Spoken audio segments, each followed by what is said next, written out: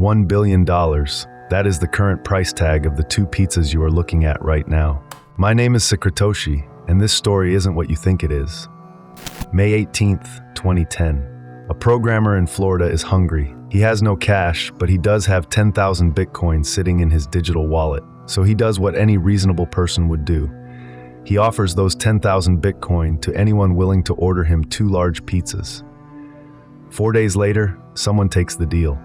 He gets his Papa John's. He loses his Bitcoin. Most people know this story. It is the most famous transaction in crypto history. They look at Laszlo Hanyecz and think, what an idiot. Imagine trading $1 billion fortune for some pepperoni and cheese. But here's what the masses don't understand. Laszlo isn't crying himself to sleep. He isn't living under a bridge. In fact, this man is a hidden genius who single-handedly invented an industry worth trillions. And the true story of the Bitcoin pizza is not about a bad trade. It's about the day crypto actually became real. Let me take you back to 2010. Bitcoin wasn't Bitcoin yet. It was a weird experiment that only a handful of computer nerds cared about. The entire network had maybe a few hundred active users. There were no exchanges, no Coinbase, no billion-dollar valuations, just a bunch of programmers sending magic internet money to each other for fun. Laszlo Hanyecz was one of those programmers, but he wasn't just any user. He was actually one of the most important figures in Bitcoin's early history that nobody talks about. See, Laszlo didn't just buy pizza.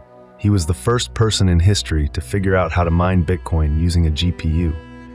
This might sound trivial, but it was revolutionary. Before Laszlo, people mined Bitcoin on regular computer processors, getting maybe 50 coins a day. Laszlo wrote code that unleashed the power of graphics cards, pulling in thousands of Bitcoin per day. He essentially discovered the technique that would later spawn the entire crypto mining industry. Those massive mining farms in Iceland, the ASIC miners worth tens of thousands of dollars, all of that started with Laszlo tinkering in his spare time. By May 2010, he had accumulated around 80,000 Bitcoin.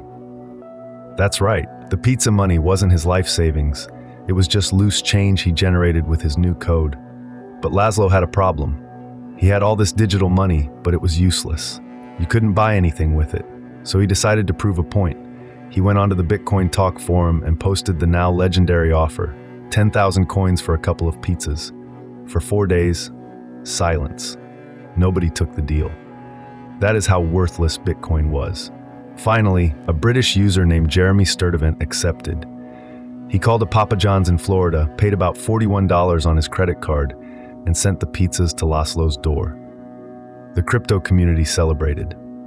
For the first time ever, Bitcoin had been used to buy something tangible in the real world. It wasn't just numbers on a screen anymore. It had real-world value. But here is the part of the story that most people miss. What happened next reveals something profound about how markets actually work. After the pizza purchase, Laszlo didn't stop. He kept buying pizzas, lots of them. He estimates he spent around 100,000 Bitcoin on various purchases throughout 2010. At today's prices, that is $10 billion worth of fast food. But Laszlo wasn't being reckless. He was being logical. In 2010, nobody knew if Bitcoin would survive another month. The software was buggy. Governments could have banned it. A better coin could have replaced it. Using Bitcoin to buy actual goods was the whole point of the experiment. And what about Jeremy, the guy who received those 10,000 Bitcoin? You might think he held onto them and became a billionaire. Wrong. Jeremy sold those Bitcoin about a year later when the price hit around $400 per coin. He used the money to pay for travel expenses. He made a nice $4,000 profit and moved on. Today, he works as a software engineer. He is not bitter. He understood what everyone in 2010 understood. Bitcoin was a risky experiment, not a guaranteed lottery ticket. There are no billionaires from 2010 who held everything. They don't exist.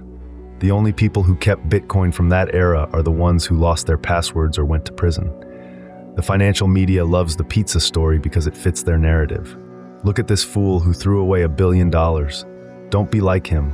Hold forever. But this narrative completely misses the point. Laszlo's pizza purchase wasn't a failure of investment strategy. It was a success of technological adoption. Laszlo Hanyecz didn't lose $1 billion. He bought his place in history. Without that transaction, Bitcoin might have remained a science experiment forever. He proved it had value. He gave it a price. And the story has a twist. Laszlo didn't disappear. He continued working as a developer. In 2018, he made headlines again by conducting the first Bitcoin transaction over the Lightning Network. What did he buy? You guessed it, 2 more pizzas. He is still in the game, still building, and still has 0 regrets.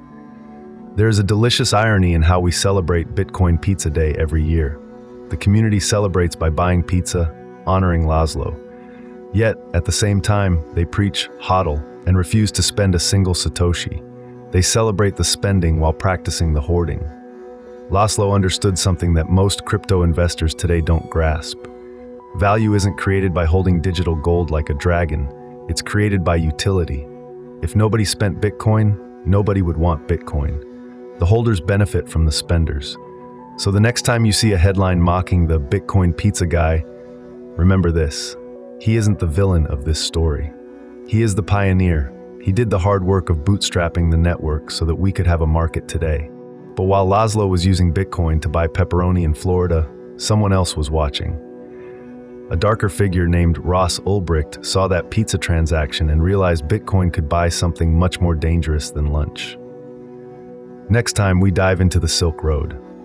How one man built the Amazon of drugs, and how the FBI seizure of 144,000 Bitcoin created the strangest government jackpot in history. You don't want to miss that one. Subscribe so you don't miss the truth. See you in the next block.